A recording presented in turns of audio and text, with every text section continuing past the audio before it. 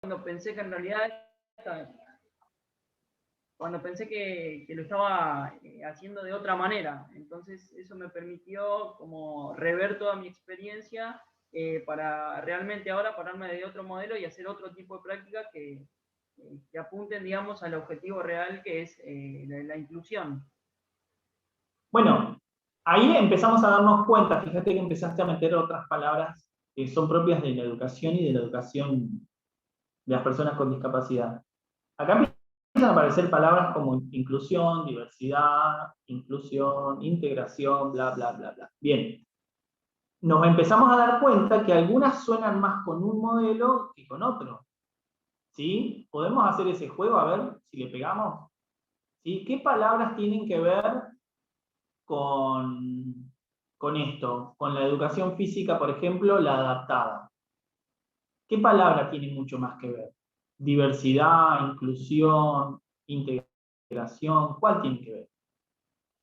Que a ustedes a simple vista les parece que tiene que ver. Para mí, integración, como la principal. Integración. Bien. Vamos a integrarlo, Marcito. pobrecito, que no pueden jugar al fútbol, al rugby. Vamos a integrarlos, pobrecito. Noto un sesgo así cocarrón, digamos, así como escéptico ante lo que estás diciendo. No, es como para poner un poquito de humor. O tal vez lo que uno piensa cuando, no sé, está dando deporte adaptado. Tal vez el objetivo está bueno. ¿Cómo hacemos para integrar a este que no puede jugar al fútbol como jugamos nosotros los normales? Y entonces, ¿cómo hacíamos? Hicimos para ello, Juan, prácticas específicas. Modificamos, por ejemplo, las reglas del juego y decimos, bueno, no, tenés que comprender el juego. ¿Se acuerdan, Guille, cuando hacían esa clasificación? ¿Cómo lo clasificaban para jugar? No solo el desempeño, ¿sí?, motriz, sino también se ponía a pensar si comprendía situaciones de juego. Pero todos los datos anteriores para la clasificación eran médicos o surgían de una mirada médica. Y luego de la comprensión del juego. ¿Se dieron cuenta de eso? Había una clasificación previa. O sea, eso ya no es fútbol, porque no juega el mejor del mejor del mejor del mejor. Empieza, digamos, hay una... Yo no puedo ir a jugar a ese torneo con los discas. ¿Sí? Y no porque me limite la edad, sino porque me limita que no tengo esas dificultades que se pretenden para esas reglas. Entonces eso ya no es fútbol. Por ende es fútbol adaptado.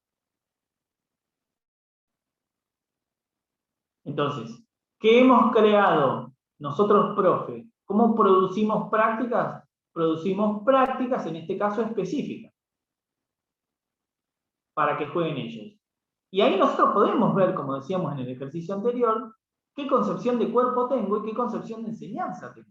Si yo produzco en mis clases eso, esté donde esté en un club, porque las prácticas, nosotros no estamos hablando exclusivamente de una escuela. Yo, perdón, Martín. ¿Sí? ¿Qué? Yo todavía sigo en la confusión de poder identificar lo que son prácticas adaptadas y deporte adaptado. ¿Cuál sería la diferencia entre esas dos? Es que la diferencia una es una práctica deportiva. Una práctica deportiva. A ver, en el mismo ejemplo que dio Guille, mirá. Guille decía, no es lo mismo cuando yo voy, porque tengo que ir yo, porque soy el que me pagan de la municipalidad, a un torneo. No es lo mismo, porque es una práctica deportiva donde ellos van y compiten. Ahora, todas las clases que yo tengo en el Zoom de los hornos, puede participar, ya a veces me faltan jugadores y pido a cualquiera que anda dando vuelta por ahí que se ponga a jugar al fútbol con nosotros. En una práctica de enseñanza de la educación física, donde vos estás enseñando una práctica deportiva, valor cultural, ¿sí?, las reglas las vas configurando y armando vos de acuerdo a la enseñanza. Tu preocupación está en enseñar ese valor cultural. Y ahí las reglas las vas haciendo, deshaciendo, todo metodológicamente pensando en que adquiera o aprenda mucho más de ese valor cultural que la cultura quiere que esas personas sepan, ¿no? La práctica deportiva es cuando van a competir. Y ahí las reglas ya están definidas por la confederación de cómo se juega ese deporte, y no otras. Ahí recuerdan que decía Guille, bueno, no, van antes del torneo y te clasifican. Bueno, vos podés jugar en fútbol A, fútbol B o fútbol C. Sí, digamos que en la escuela pasa lo mismo. Hay determinadas cosas que tenemos que seguir, determinadas reglas que hay que seguir, determinada didáctica que tenemos que seguir. De hecho, hay manuales de didáctica para personas con discapacidad, para Está bien, enseñar. pero esto no, está bien. Que haya manuales no quiere decir que tu clase tiene que ser sí o sí así. No, obviamente, pero Son digo, referencias. Bueno, me siguiendo la parece línea que... de esto de entender la enseñanza clásica o la enseñanza que está propuesta hoy. No, está bien. Lo que pasa es que esa referencia clásica, tradicional, que siempre se agarra de bastión para poder criticar, está construida sobre el positivismo moderno, donde el instrumento a modificar en pos de una mejor producción para el trabajo es el cuerpo.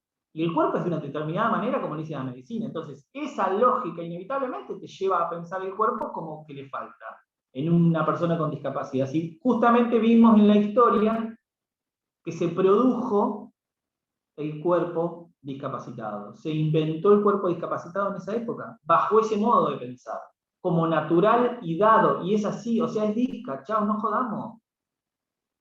Digo, esa lógica llevó a producir estas prácticas.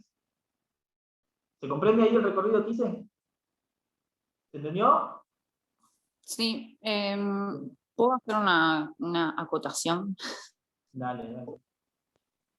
Porque a mí también me costó un poco como a Milagros y como está diciendo ahora Eli, diferenciar los deportes adaptados de las prácticas adaptadas. Incluso a mí me pasó lo mismo que a Milagros con el trabajo. Yo puse que el goalball era una práctica específica y que los demás eran deportes adaptados. O sea que estoy en la misma que Milagros. Después ayer cuando hoy vi el vivo de ayer, me quedó mucho más claro, pero como para ayudarla a Eli quizás, me sirvió cuando habló de para quién estaba pensada la práctica, digamos. Cuando hablaba de deporte, de prácticas específicas, más allá de los deportes, él lo definía como, bueno, está pensado para un conjunto de personas con una discapacidad. Por eso es específico. Pero cuando una práctica adaptada no está pensada para un conjunto de personas con discapacidad, está pensada para un conjunto de personas comunes que hay que adaptar a una persona con discapacidad. Eso me ayudó como a diferenciarlo bien. Ahí lo que estamos haciendo, para metodológicamente entender, estamos separando a partir de una clasificación de prácticas. Después, el deporte es el deporte, ¿sí? Los juegos son los juegos, las gimnasias son gimnasias, ¿sí? Ese grupo de contenidos que son propios de la educación física los toma para enseñarlos. Digo, esa es la separación. Ahora, la separación que metodológicamente nosotros estamos tratando de que ustedes entiendan es justamente esto que decía Iri. ¿Para quién es pensada esta actividad? Cuando la educación física se puso a pensar en personas con discapacidad, produjo estas tres cosas. Eso estamos diciendo. No hay otra cosa más compleja que eso.